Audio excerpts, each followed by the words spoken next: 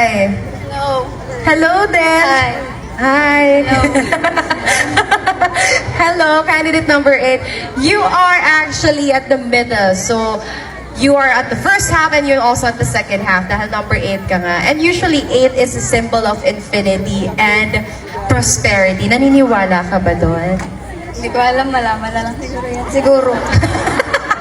Ano na lang pinapaniwalaan mo sa buhay? Trust the process na lang. Just the process na. Kinakabahan ka ba? 50-50 na. Parang delikado na yun. 50-50. Bakit naman 50-50? Sa'yo yung 50, sa akin yung 50. Ready ka ba tonight? Nag-prepare ka? No choice, ready.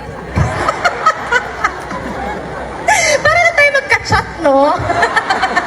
Tagal mo nga mag-replay. Galingan mo ha, sagot ka ng sagot. Okay, turuan mo ako. Sige, parang dapat ikaw talaga ang Miss Personality. Nanalo ka na ba ng award tonight? Wala pa, baka mamaya pa.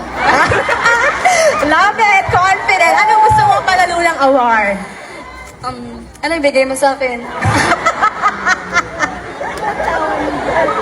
Kumain ka ba bago ang competition? Wala. Kaya pala.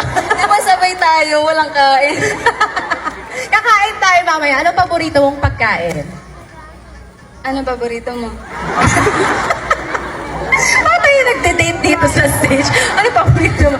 Ako, mahilig ako sa sinigang. Sige, ako din.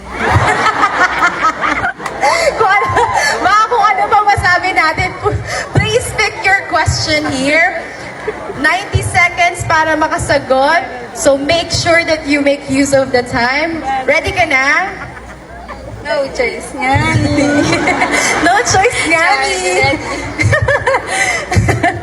Okay. No choice. Sure ka na dito? Nabunot ka na eh. Pwede mong palitan kung gusto mo. Gusto mong palitan? Ito muna. Bakit ko? Okay. O dahil